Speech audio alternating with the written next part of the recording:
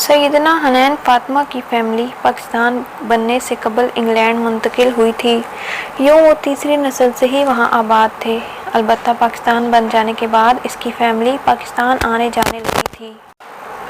اس کے دادا نے عمر کے آخری حصے میں پاکستان منتقل ہونے کا فیصلہ کیا اور یہاں کراچی میں کاروبار کے متعلق معلومات دینے لگے۔ انہوں نے پینٹ بنانے کی ایک کمپنی میں پیسہ لگایا اور جب کاروبار چل نکلا تو اپنی فیملی کو بھی کراچی بلا لیا۔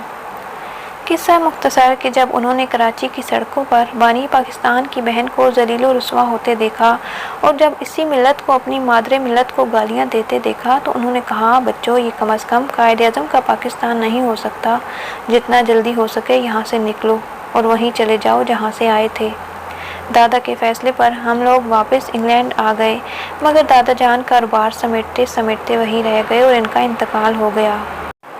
مگر انہوں نے ہمارے دل میں ایمان اسلام اور پاکستان کی محبت ڈال دی۔ ہماری فیملی نے ہمیشہ پاکستانی طرز زندگی اپنایا۔ خواتین نے پردے کا خاص خیال رکھا، یہاں تک کہ جس گلی میں ہم مقیم تھے اسے پاکستان ہوم اسٹریٹ کا نام دے دیا گیا۔ آج بھی میری فیملی کا ہر شخص خود کو پاکستانی کہہ کر متعارف کراتا ہے۔ خیر، میں نے تعلیم مکمل کی اور شادی کے بعد پیرس منتقل ہو گئی، جہاں میں نے بینک میں ملازمت اختیار کر لی۔ مگر میرے سینئرز نے میرے پردہ کرنے اور عبایا پہننے پر اعتراض کر دیا۔ میں نے ان کی بات کو ٹالنا شروع کر دیا، یہاں تک کہ مجھے حجاب اور جاب میں سے کسی ایک چیز کا انتخاب کرنے کا کہا گیا۔ میں نے شوہر سے مشورہ کیا۔ میرے شوہر نے مجھے حجاب چھوڑنے کے لیے کہا اور اس کی 20 دلیلیں دے دیں، مگر میرا دل مطمئن نہ ہوا، یہاں تک کہ میرے شوہر نے مجھے حکم دیا کہ میں پردہ نہ کروں۔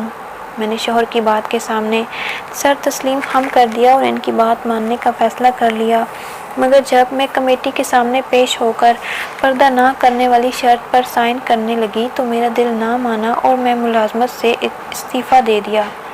میرے شوہر میری جاب چھوڑ دینے کی حرکت کو میری انا سمجھ لیا اور سزا کے طور پر مجھے طلاق دے دی۔ میں طلاق لینے کے بعد واپس انگلینڈ منتقل ہو گئی اور یہاں ہی اپنی عدت پوری کی۔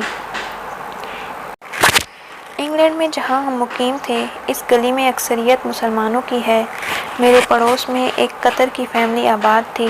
جب ان کو مجھ پر بیتی کا پتہ چلا تو انہوں نے اپنے بیٹے کی رضامندی سے میرا ہاتھ مانگا اور یوں میری چند شرائط کے ساتھ میرا قطری نژاد لڑکے کے ساتھ نکاح ہو گیا۔ نکاح کے بعد میرے شوہر نے سعودی عرب میں بزنس شروع کیا اور ہم وہیں منتقل ہو گئے۔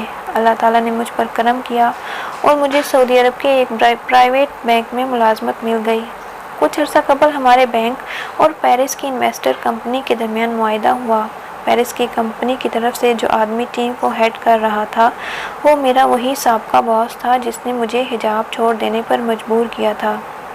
میں نے یہی بات اپنے موجودہ عرب باس کو بتائی تو انہوں نے مجھے مکمل سپورٹ کرتے ہوئے معاہدہ کرنے کا اختیار دے دیا اور ساتھ ہی میرے سابقہ سینئر کو حکم دیا کہ ہماری طرف سے چونکہ خاتون ڈیل کر رہی ہیں تو لازم ہے کہ آپ کی طرف سے بھی خاتون ہی ڈیل کرے۔ آپ کوئی خاتون نمائندہ مقرر کر کے اسے پاور آف اٹارنی دیں، اسے آپ مکمل ہدایات دے سکتے ہیں، مگر معاہدہ عورت ہی کرے گی۔ میرے سابقہ باس نے حیل و حجت سے کام لیا تو میرے موجودہ باس نے معاہدہ نہ کرنے کی دھمکی دے دی۔ یوں مجبوراً ایک خاتون کو میرے ساتھ ڈیل کرنا پڑا۔ جس دفتر میں ڈیل ہونی تھی میں نے اس کے باعث جعلی حروف میں لکھوا دیا کہ غیر محرم مرد اور بغیر حجاب کے خواتین کا داخلہ ممنوع ہے۔ ساتھ ہی سیکیورٹی گارڈ کو بھی اس بات پر عمل درآمد کا کہا۔ جب خاتون مجھ سے ڈیل کرنے کے لیے پہنچی تو اس نوٹس کو نظر انداز کرتے ہوئے میرے دفتر کی طرف بڑھیں۔ سیکیورٹی گارڈ نے ان کو روک کر نوٹس کی طرف توجہ دلائی، ساتھ ہی خاتون کو حجاب کے لیے عبایا بھی دیا جو مجبوراً ان کو پہننا پڑا اور تب ڈیل سائن ہوئی۔ جب مہمان چلے گئے تو میرے باس نے مجھے پیرس والی جاب چھوڑنے پر داد دی اور کہا، یاد رکھنا اسلام اور ایمان کی خاطر دی گئی قربانی کی جزا ہے۔